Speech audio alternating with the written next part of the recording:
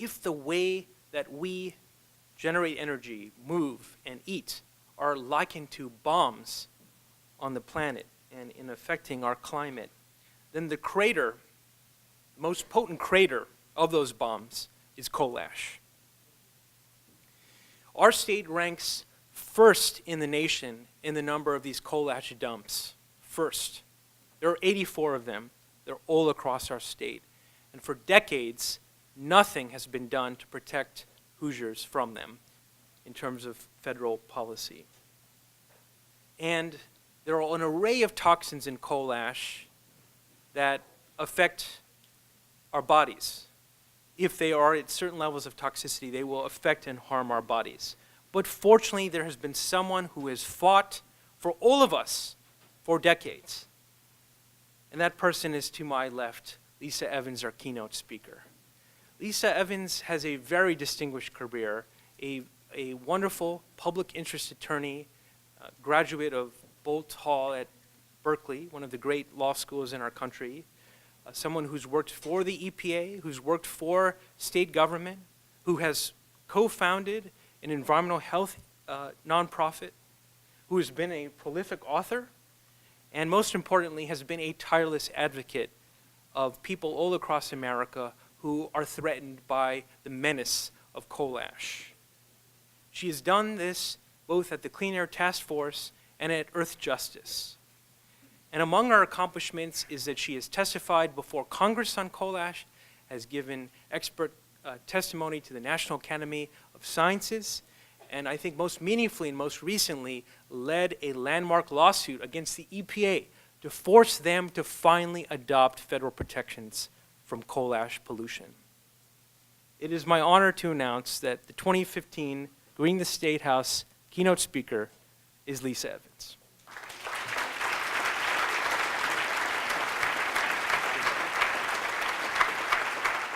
One of the thrills of being here is I get to talk about one of my favorite people. Jan Nona was an extraordinary woman. Jan exemplifies the injustice of coal ash pollution, but she also represents the awesome transformation of ordinary folks into folk heroes. Jan was a retired U.S. Steel secretary who lived a quiet life and raised her family in the town of Pines. But when coal ash pollution devastated the place she loved, she left her retirement abruptly and worked day and night to save her town. With skills she honed as a secretary, she meticulously cataloged the decades-long malfeasance of the polluter. Jan's home was Mission Control, where strangers and friends alike met for homemade fudge, stew, beer, and battle planning. Jan spoke softly but fought like a tiger. Her knees knocked when she spoke in public, but her spine was made of steel. For the decade that I knew her, she worked tirelessly not only for the safety of Pines, but for all communities impacted by ash. It is for Jan that I'm here today. And here means ground zero for coal ash. Both the movement to protect communities and the discovery of damage started right here nearly 30 years ago. Headlines have been made elsewhere. No one can forget the massive spills in Tennessee and North Carolina. But the fight started here, where Hoosiers tilted at windmills and took on one of the most powerful industries in the nation. Their laudable goal was to protect vulnerable Americans from the preventable, senseless, and serious harm from coal ash pollution. The narrative of coal ash in America is made up of 1,000 stories like Jan Nona's, where communities suffer serious harm to their health, environment, and well-being. From Alabama to Indiana to Utah, more than 1,500 coal ash dumps foul rivers, poison water, and spew toxic dust.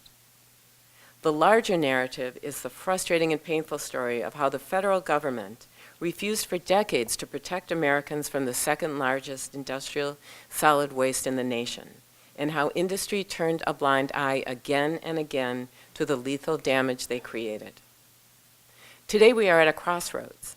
Again, thanks to the invaluable work of Indiana advocates, we have finally won landmark EPA protections from coal ash. So now we must move forward in Indiana to use this new rule to create a healthier and safer environment for all Indiana, because Indiana suffers from some of the worst coal ash pollution in the country. I recommend on this journey that we keep three things in mind. First, that damage from coal ash is unjust and perpetuated by an industry that is likely to deny all harm and responsibility. Communities have to fight like hell to protect themselves, and we must support them. Second, coal ash is preventable. Coal ash damage is preventable. We're trying to prevent coal ash totally, but coal ash damage is preventable. We now have new tools to prevent harm, but the outcome relies largely on our initiative. Third, the politics of coal ash are often as toxic as the ash itself. The fossil fuel lobby and certain factions in Congress are right now going after all the basic protections we have just gained. We must keep up the fight to hold on to these safeguards, and we can't do it without Hoosiers. If you don't speak up, the fossil fuel industry and their ideological allies will do it for you. Before we begin, let's get one thing straight. Coal ash is hazardous in every sense of the word. Don't be fooled by that US EPA stopped short of calling it a hazardous waste under federal law. Their characterization was entirely political. Coal ash contains chemicals that severely harm your health and environment, and in fact can lead to the death of wildlife and people. These chemicals include arsenic, lead, thallium, which is rat poison, hexavalent chromium of Aaron Brockovich fame, boron, and selenium. Health problems from prolonged exposure to these toxins include cancer, heart disease, lung disease, respiratory distress, kidney disease, reproductive problems, gastrointestinal illness, birth defects, and nervous system harm. Jan and the town of Pines in Indiana face these threats. And let's talk about the injustice of coal ash pollution. There's one thing to note about Jan Nona is that she was not an environmentalist. She didn't know what molybdenum was or even how to say it. But she knew what coal ash was, and she knew it should never mix with water. But it did in Pines. Here is coal ash. You can see it's powdery. It'll be fly away in air, and it should never mix with water. Here is water from a Pines faucet. Notice that Jesse didn't take this to relieve his thirst. This will make you sick. But this water formed the aquifer under the town of Pines, and the town of Pines did not know it. They did not know that 1 million tons of arsenic-laden ash polluted the shallow aquifer that served as their drinking water. Tap water in one home, in fact, contained arsenic 120 times the federal limit. A resident of that house died of cancer. The cause of the contamination in Pines was clear. Since the 1970s, NIPSCO's Michigan City Generating Station dumped coal ash in a partially unlined landfill and allowed toxic ash to be used as roads and fill throughout the town. With residential wells less than 2 feet below the sandy soil, many were contaminated. The response of NIPSCO was unconscionable. Although residents didn't know that the water was contaminated until 2002, NIPSCO executives knew more than a decade and a half earlier. NIPSCO's dump of choice was Brown's landfill in Pines. A 1988 memo by NIPSCO executives cautioned against any actions that might draw attention to that landfill because they had seen monitoring data that revealed for years that it had been leaking. NIPSCO officials wrote in that memo, groundwater monitoring data may be made publicly available, and the data could be interpreted to indicate environmental damage from current disposal practices. That was 1988, 14 years before Pine citizens had any idea poisons were flowing from their faucets. NIPSCO knew that public reports of arsenic in the aquifer would have rocked the small town where residential homes tightly ringed the landfill. But it gets worse. In that same memo, NIPSCO executives warned an expanded permit of that landfill might be granted, but with additional monitoring requirements imposed. The additional monitoring might then show an environmental impact not identified by the present review. Of course it would.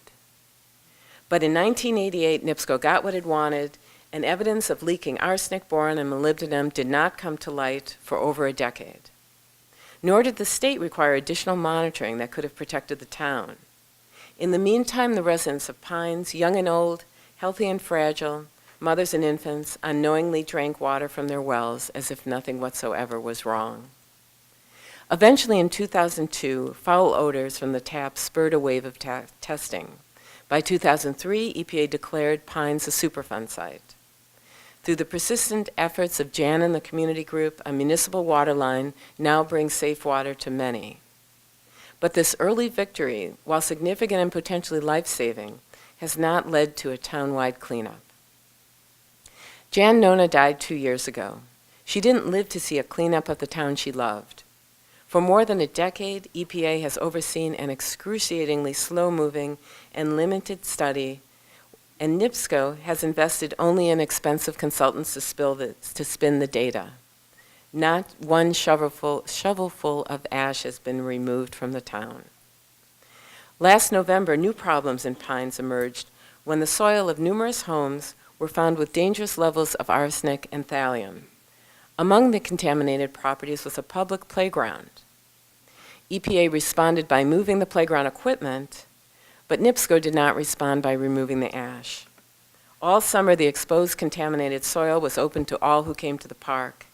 The toxic soil remains there today and on all the residential properties where it was found. This is over 14 years from the time that they've discovered problems in Pines. What can we learn from this injustice? First, some outrage. Righteous anger, when it leads to positive action, is a very good thing. Outrage is justified because the same story is repeated over and over in scores of towns from North Carolina to Nevada. In most instances, coal harms the nation's poorest and politically least powerful. In Indiana, 76% of coal ash dumps impact low-income communities or communities of color. Second, we must honor its leaders. I have worked with many Pines residents for over a decade. These men and women not only care about justice in their own community, but have participated repeatedly in the national fight for coal ash protections, often coming to Washington, D.C. to help. We must admire and respect their tenacity. Jan and other Pines residents have been a model for the nation. Just as HEC honored the people of Pines years ago in an event similar to this, I want to honor them today. They must not be forgotten, and they deserve our continuing support. Third, the story must teach us vigilance. In the coal ash arena, you can pretty much count on the fact that electric power utilities will try to evade their responsibilities. Be open to working with industry, but be on guard for the absolute worst and work like hell to protect the vulnerable. This is a David and Goliath fight. Shake hands with Goliath, but bring your slingshot. Speaking of vigilance, is there another town of Pines brewing in Indiana? Consider the Indianapolis Power and Light Harding Street plant that many of you perhaps saw from the parking lot today. The plant is one of 17 Indiana power plants where coal ash is dumped in enormous unlined pits. At Harding Street, 7 unlined basins are located in the floodplain above a shallow sand and gravel aquifer. This is also the source of drinking water for a South Side Indianapolis neighborhood. In 1989, in an ominous parallel to Pines, IPL reported to the county health department that its groundwater monitoring wells had identified several toxic contaminants. Data revealed arsenic, mercury, and boron in excess of national drinking water standards. In response, in 1989, IPL swiftly stopped monitoring, or at least stopped reporting the data. In the intervening decades, IPL has done nothing to stem the migration of contaminated water, nor has IDEM required adequate monitoring to determine if drinking water is threatened. The scant monitoring of the drinking water wells in the closest neighborhood to the plant now reveals coal ash contaminants. This indeed sounds familiar. We must not repeat the tragedy of Pines in the Sunshine Gardens neighborhood of Indianapolis. Which brings me to my second point, which is about hope and change. Coal ash pollution is entirely preventable. 26 days ago, just 26 days ago, the protections of the first ever federal coal ash rule became effective on October 19th. While the landmark EPA coal ash rule was signed in Washington, D.C., let me emphasize again that the genesis of the rule was right here with the Hoosier Environmental Council. Recognizing the dangerous dumping that was occurring throughout Indiana, HEC launched a campaign in the 1990s to force EPA to regulate coal ash. Leading this fight are some people in this room, notably Jeff Stant, who served as HEC's executive director for many years. But the politics at that time weren't ripe until the massive coal ash disaster at TVA's Kingston plant in December 2008.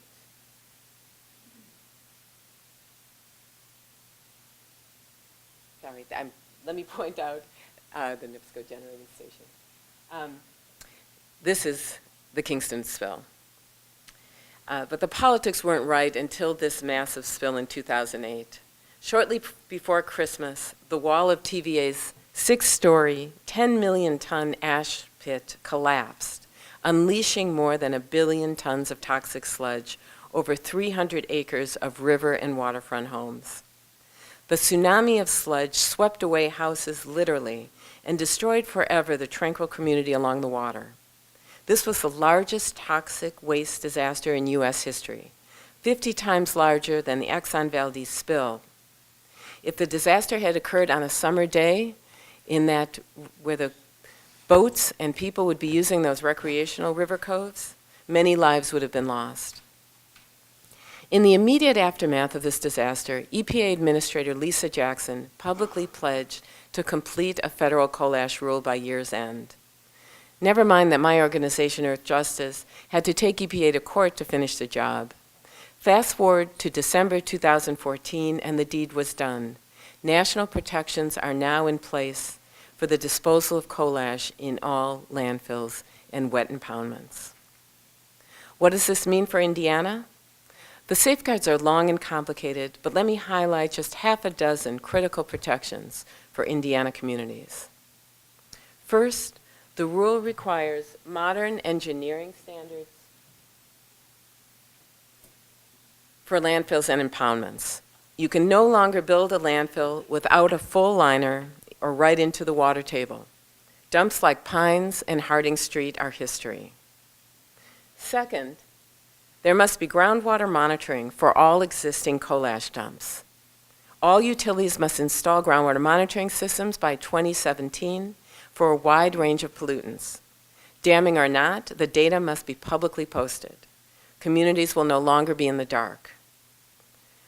Third, the rule requires strict groundwater cleanup standards when contamination is found. Utilities must immediately establish a cleanup plan. If a leaking lagoon is unlined, it must close. No longer will unlined pits like Harding Street be allowed to leak for decades. Fourth, the rule requires first-time stability standards for operating coal ash lagoons. Utilities must frequently inspect coal ash basins, and the structures must meet federal standards or close. This is critical for Indiana because the state has 84 coal ash impoundments, the most in the nation, and many pose a deadly threat to nearby communities. In fact, 5 are high hazard, which means if they break, it is likely that lives will be lost. When EPA inspected Indiana's coal ash dams a few years ago, it found 31 in poor condition. I cannot emphasize how important these structural stabilities are to the safety of Indiana communities. Fifth, the rule requires safe closure of inactive surface impoundments. None of Indiana's old earthen impoundments is safe until the liquid sludge is removed and the structure stabilized. Lastly, the rule requires first-time protection from toxic fugitive dust. No airborne ash can leave the power plant property. Neighborhoods near plants like Harding Street can breathe easier. This is all great news, but there is a catch. EPA's new protections are entirely self-implementing. This means utilities must police themselves without any regulatory agency to enforce the requirements. EPA does not have authority to enforce its own rule, and the rule need not be enforced by any state. Enforcement is left entirely to citizen suits, and these lawsuits, unfortunately, are often too expensive for struggling communities. To facilitate citizen enforcement, EPA requires utilities to post a large amount of data in publicly accessible websites. In this way, citizens can monitor compliance on a plant-by-plant basis, but it is a Herculean task to be sure. On the good news front, this September, EPA finalized a second set of protections from coal ash in a rule called the Effluent Limitation Guidelines. The ELG rule ensures that as soon as possible after 2018, coal plants must largely cease disposal of coal ash in wet impoundments. Together, these two rules will eventually make leaking and unstable ash lagoons a nightmare of the past. But we cannot sit back and watch the pits disappear. IDEM estimates that as many as 60 coal ash impoundments may close in Indiana under the new EPA rule over the next 2.5 years. This is fantastic in theory, but the rush to close down impoundments poses significant new risks. Let me illustrate how something so right, the closure of old unlined ash pits, can go horribly wrong in Indiana. I'm talking again about NIPSCO.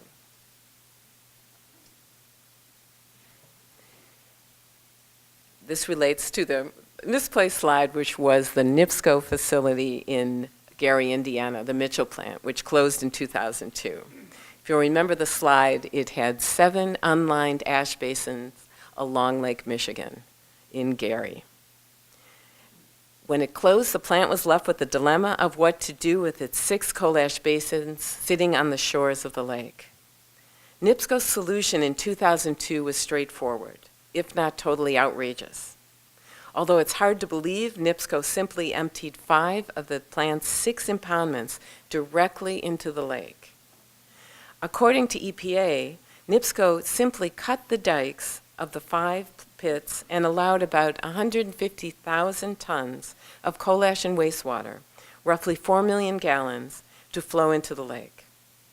Again, I raise the issue of injustice. The Mitchell plant is located in a community whose population is 97% people of color and where 51% live below the poverty line. What is the lesson?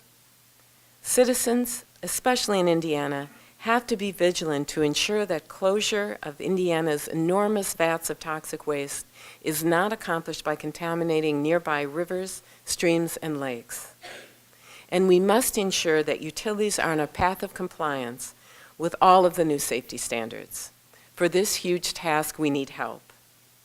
I would first call on IDEM to quickly modify its solid waste program to include protections consistent with EPA's new safeguards. EDM will then be a partner in ensuring that the new federal protections are in place. Secondly, EPA Region 5 must use its considerable authority to provide the necessary oversight under the Clean Water Act. This will prevent massive dumping of contaminated ash into Indiana water. Lastly, citizens must organize to strategically investigate utility compliance with the federal rule and take action as necessary when violations are found. Earthjustice will be a partner in this effort nationally. Finally, let's talk about the politics of coal ash. As I said, the politics can be as toxic as the ash itself. Last July, the U.S. House of Representatives passed a bill that would eliminate and dramatically weaken protections in EPA's new coal ash rule. An identical bill was filed also in the Senate. Consequently, it is likely that we will see some version of this dangerous coal ash bill as a rider or non-essential amendment on must-pass legislation in the near future. We cannot be sure that our representatives and senators will protect public health and vote against such measures. In fact, in Indiana, the voting record has been exceedingly poor. All but one of your 9-member congressional delegation voted for the bill to quash the EPA protections. All but one. Only Representative Carson of Indianapolis opposed the bill. In fact, Senator Donnelly, when he was in the House of Representatives, voted for a nearly identical anti-public health bill.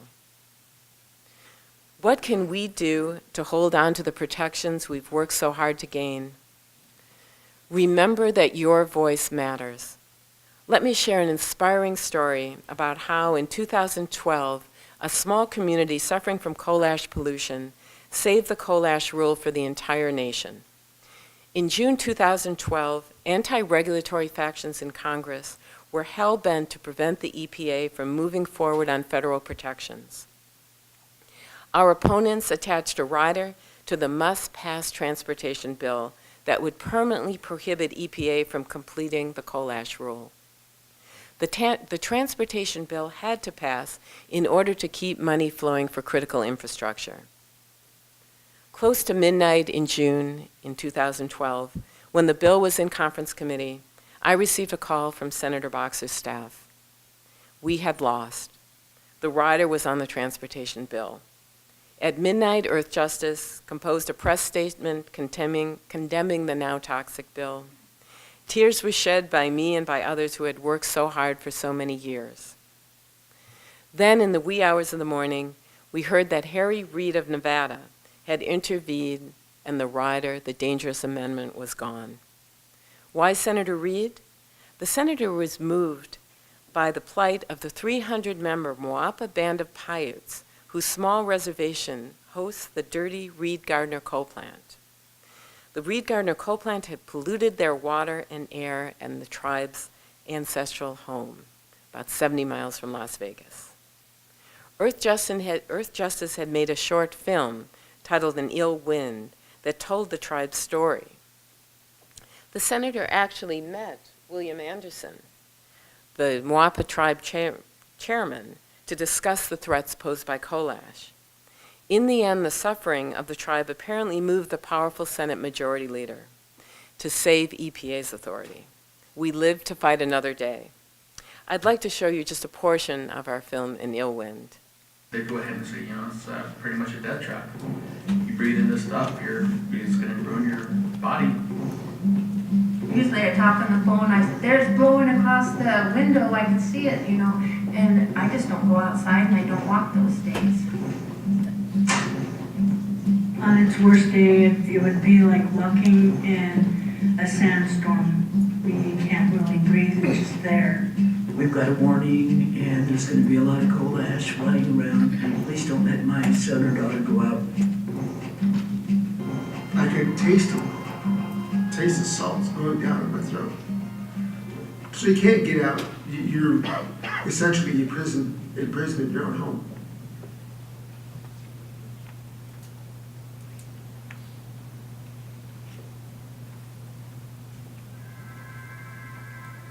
The Reed Gardner Power Station sits right next to the Moapa River Reservation.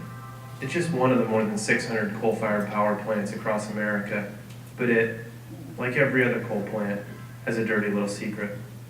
It's called coal ash, and it's making people sick. Coal ash is the toxic waste generated by every lump of coal we burn. It's laced with arsenic, mercury, lead, and other toxic metals.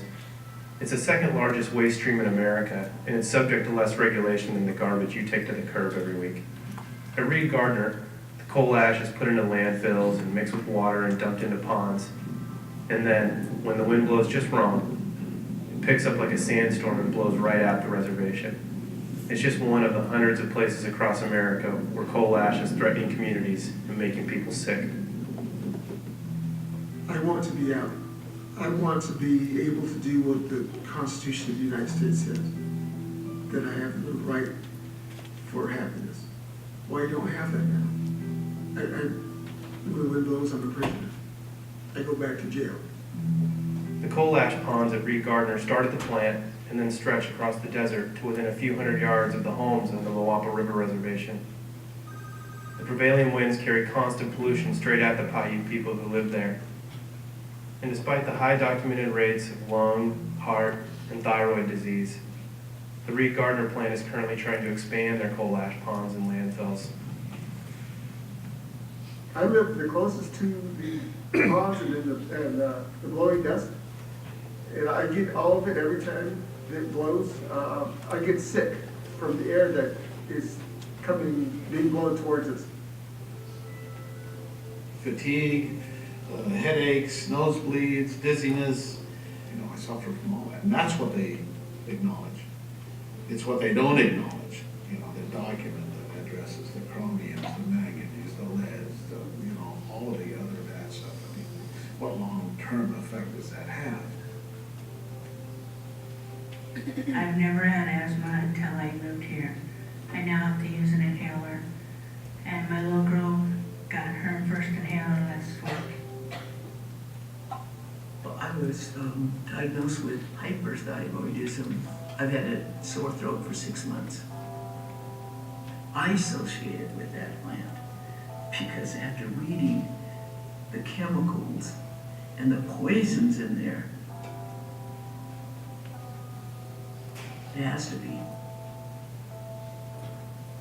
You flip on a light switch. That power does not come from that light switch. That power is generated somewhere else, and it impacts people. My daughter was just born, and he had just had his daughter. And they lived on top of the hill overlooking the power plant, and that's where he worked. And he worked so hard that he didn't even know that he was sick. He was waiting 3 weeks for a new heart, and he didn't get one, and he died. So I just started thinking about, how much all that coal dust was on my brother. Many people on the reservation decided they're tired of being polluted on from the outside. Now, they're looking for solutions to this problem on the inside.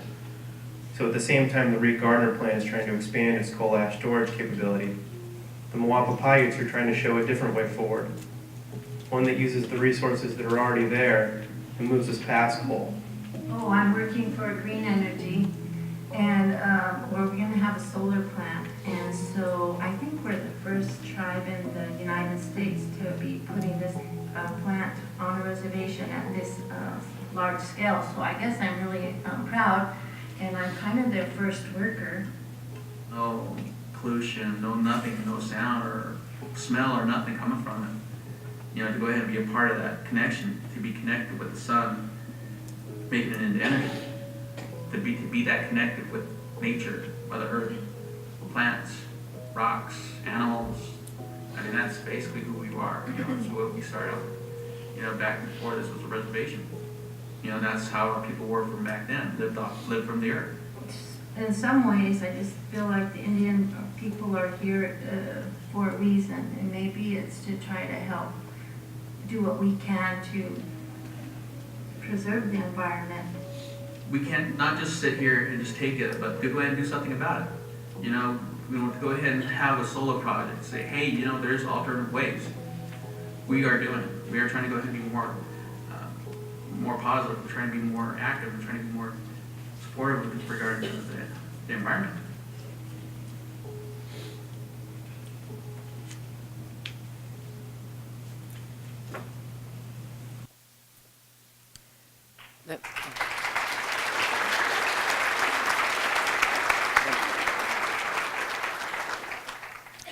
The happy postscript is that the Moapa's fight resulted not only in the upcoming closure of the plant's boilers at Reed Gardner, but the construction of the largest solar installation on Native American land in the U.S. And the person around for that groundbreaking was Harry Reid. We'll get the slide up in a second. The lesson is that your voice does make a difference. We all play an essential role and bear a heavy responsibility to safeguard the gains we have found. Right here in Indiana, it is up to you to persuade Senator Donnelly to support public health protections that are so critical to Indiana communities. Got the solar installation, and there is Senator Reid. And I did not Photoshop him in, though it looks like it. But here's where you come in. If you can get your pens out, this number is Senator Donnelly's DC number. It will go to his staff, whose task it is to take down exactly what you are asking. And what we'd like you to ask is to ask the senator not to support any bill that will weaken EPA's public health protections from coal ash. It's very simple. And as Jesse said, we have another ask, which is to oppose any support of a Congressional Review Act of the very, very essential Clean Power Plan. In conclusion, damage from coal ash is unjust, cleanup is slow and difficult, but harm in the first instance is preventable if electric utilities abide by the new federal protections. And again, we must all pitch in. Advocacy groups like HEC and others here today, lawmakers, bloggers, organizers, and regulators. There are 4 critical tasks. First, protect vulnerable communities. Second, advocate for state law changes to strengthen state oversight and enforcement. Third, protect the new federal rule by expressing your opinion loudly and often to your members of Congress. This is not about rates. The coal ash rule may raise rates pennies if it does raise them at all. This has been estimated by EPA. This is not about rates, this is about public health protections.